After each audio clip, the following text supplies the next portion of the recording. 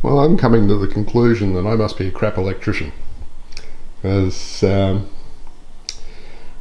we were running both dishwashers this morning, sort of top and lower drawer, top one on a cleaning cycle, the bottom one to do some dishes, and Jemima came to me and told me it stopped and there was a smell of burning. So switched it off at the power point over there and switched it back on again, nothing. Okay. Thought, right, probably going to end up having to check for the control module in the back of the bottom drawer at the back, which involves pulling that drawer out, undoing a couple of clips, then pulling out further, taking it off. But because they were both running and the power went off, both drawers are locked, so you couldn't possibly get in there to actually do that work, and you can't even get in to undo where this thing is bolted into the frame surrounding it. So I thought, that'd be dead in the water. So next thought was, okay, well, there's connections back in here, which if I get a torch you might be able to see. There's connections back there for the wiring coming through from the switch over here, and I thought, well, I could put a multimeter on those and see if there's power getting to those, but that's a bit awkward getting both arms in there. So I thought, well, I'll actually start by whipping the top off the switch. I did that, and look, we have a burnt wire. You can see the remnants of a black wire sticking out there, which was, yeah, so okay, I've got to pull some more wire through and connect it up. That's supposedly 10 amp capable wire, but I might look for some heavier wire and try again.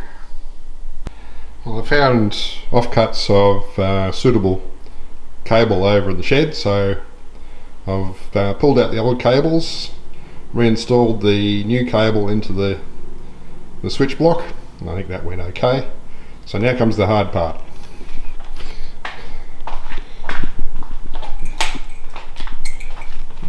I've got to get myself in there and pull that white cable through and replace those connections there with connections to that cable. So wish me luck. Fortunately, there was plenty of slack in the cable to the dishwasher, which I was able to pull through from that side, so I can get those connections easily. 2 done, 1 to go, but I'm just about melting down here, getting hot. That's the 3rd one done, just as my left leg starts cramping up. Now I go and turn on the 3A breaker and see what happens. Got the dishwasher. Okay, so far so good. The microwave's back on.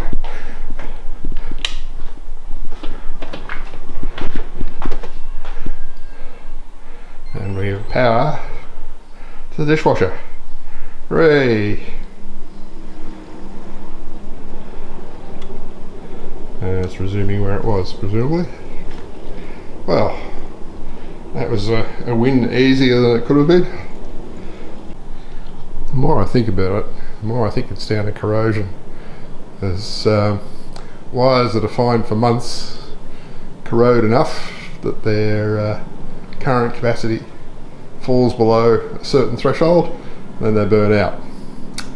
So yeah, back on corrosion, where 304 stainless steel rusts. 316 stainless steel's okay, that's marine grade, but 304 stainless steel rusts here. But yeah, so time to now turn off these extra air conditioners I turned on, which didn't really give me much cooling in this area. There's one in the guest room and there's one in the storeroom, so I'll turn those both off now. But one thing I did do right was put the fluorescent coloured balls on the corners of the cabinet, because that saved me at least 1 ding in my head this time. Yes, I'm just here to visit, it's okay, don't panic. So yeah, the pile's growing bigger.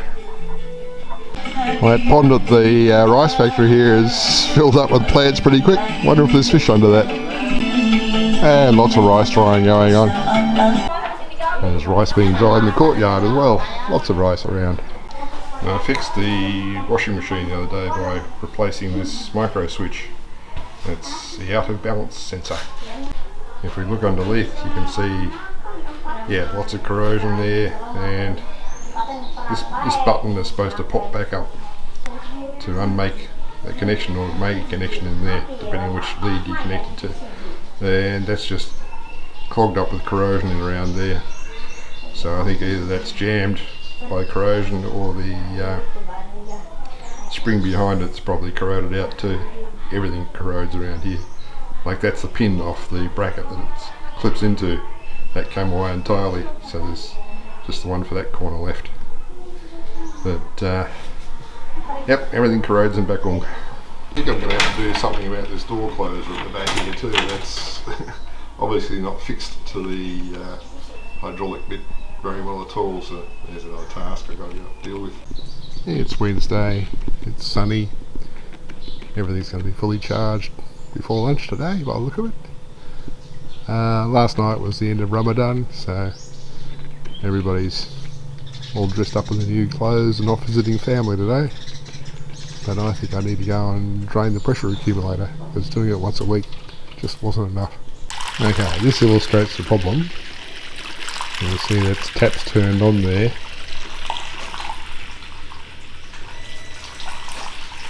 So that's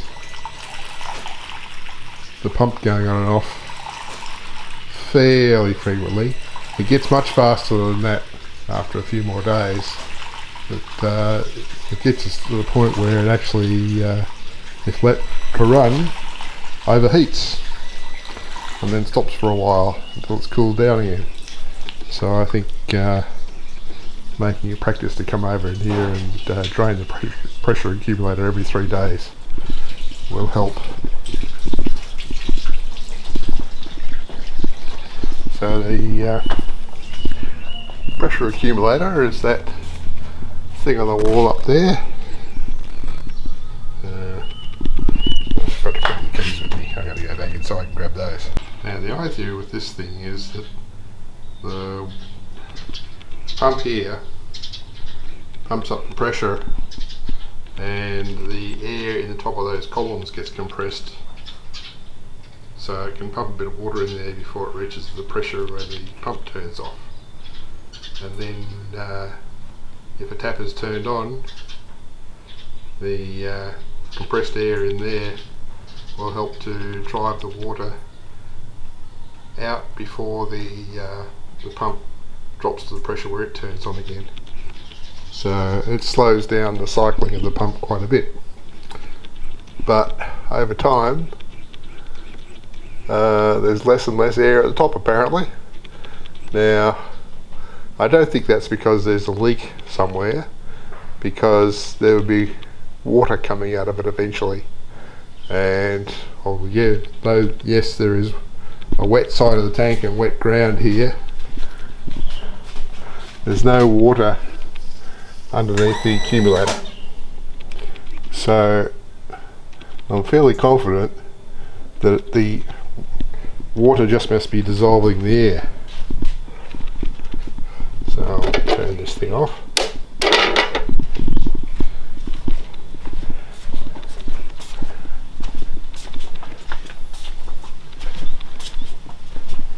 This is a really good lock, this one. Can't get the key out of the lock. Fortunately it's on the inside, so it doesn't matter.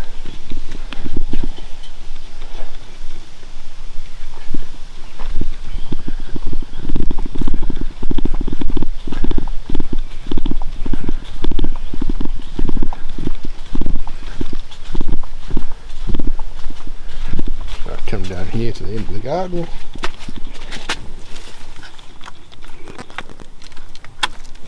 Hose off the hose reel and turn on the tap. That's the water being pushed out by the pressure in that system. And now go back again.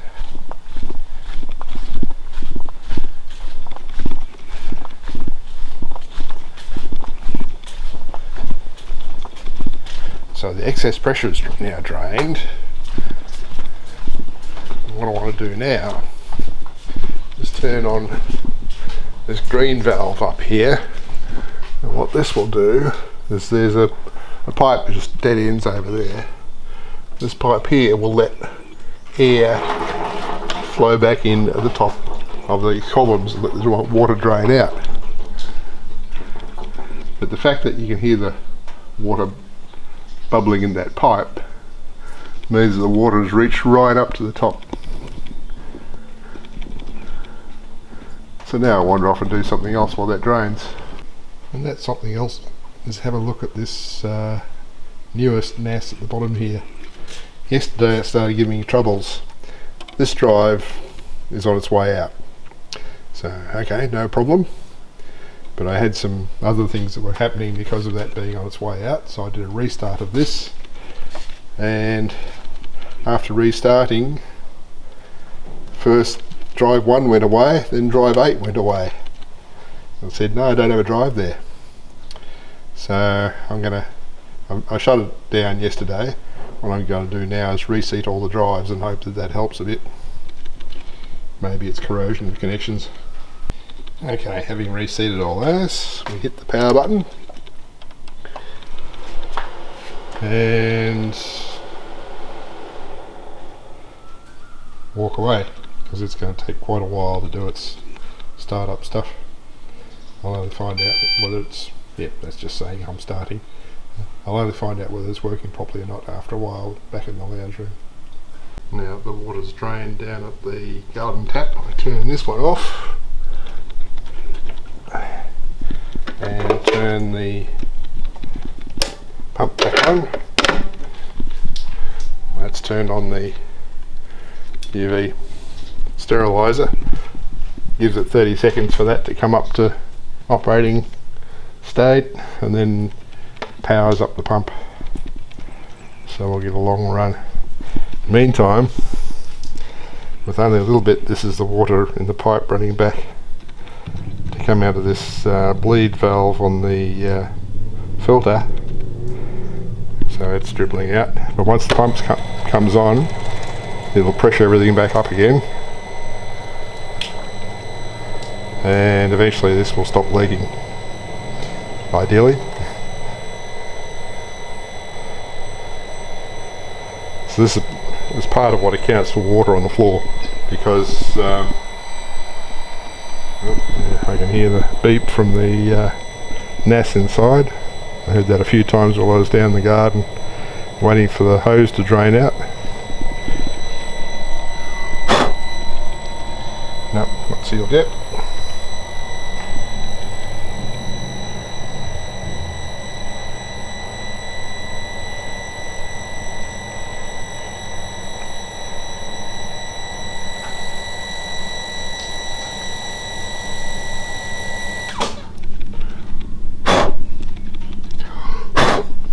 Nope, not sealed. So what I'm going to do,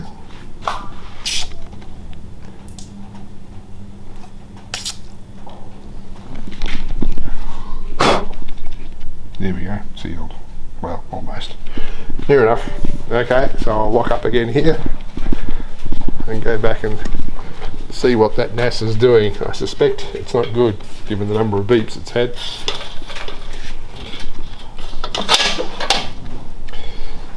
Silly lock. Find my keys.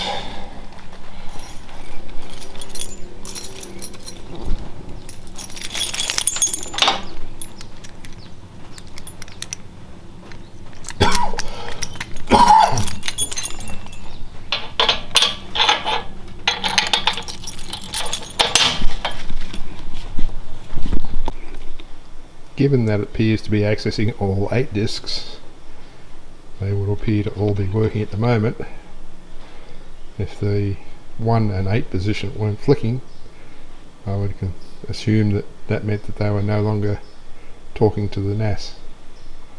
Let's go back and see in the lounge room. And there we are. Once I got back to the lounge room here, logged into the NAS over in the shed, and it tells me that drive 1 isn't there. Drive 6 is still suspect, but drive 1's not there, so it's currently says it's rebuilding the RAID array. When that's completed, what I'll do is I will pull drive 6 out and put in the drive that's currently in slot 1 and see whether that improves the situation as far as that's concerned. And I'll put that suspect disk in the slot that's obviously also suspect. And now the disk in slot 8 has gone away as well. This is not good. Well, it's Friday again. Didn't take any video yesterday as I wasn't out of the house. Most of the village had gone off to the beach for a bit of an outing, so that meant that if anything happened to me, there was nobody with access to the shed to come and rescue me, so I didn't go out of the house, didn't go over to the shed. But now I'll go over there and do some things. I'm going to take that bottom NAS back to the house since it's losing contact with drive 1 and drive 8. Drive 6 is sick, so I can't just pop out drive 6 and replace it with a good one, because it needs at least 6 disks working for it to be able to replace that one and rebuild it. So yeah, this could get messy, but the old one sitting on top of there hasn't been thrown out, because as a rule I don't throw things out, and sometimes I break that rule and come to regret it. Now here we have what used to be my main lounge room computer for several years, and at one stage when I was going to be using that for work from home, it looked like I was going to have to get a trusted platform module in order to be able to install some software. Now, a trusted platform module is a little plug-in which just gives it the ability to do some encryption stuff, install some keys or whatever. So I bought one of those for it, and then figured out, no, there's a better way, and I just created virtual machines on it, or a virtual machine, which let me well, actually it wasn't even on this machine. I created a virtual machine which I could remote desktop to from this machine, and that would let me have an image of the work computer on it. They work fine, and that used a virtual trusted platform module capability in the virtual machine. So when I came to packing things up to bring them up here, I looked at that little plastic little trusted platform module thing I had, and I thought, never need that. So I held that. I regret that, because yesterday or the day before I actually did an upgrade of my current lounge room computer from Windows 10 to Windows 11. Windows 11 requires trusted platform module. That new lounge room computer has a virtual trusted platform module in the motherboard. So this one I need to upgrade from Windows 10 to Windows 11 sometime, and I need to buy another trusted platform module. Don't throw stuff out. Yeah, but anyway, I'm going to brush the bird shit off the top of this that was never got cleaned up and take it over to the house. So here's the NAS started up in the house. Drive 6 still suspect, but drives 1 and 8 are currently present. So I will leave it alone and see whether they go away. Hopefully they won't. But in the meantime, I better edit down a video to upload since it's Friday, and I'll be out this afternoon.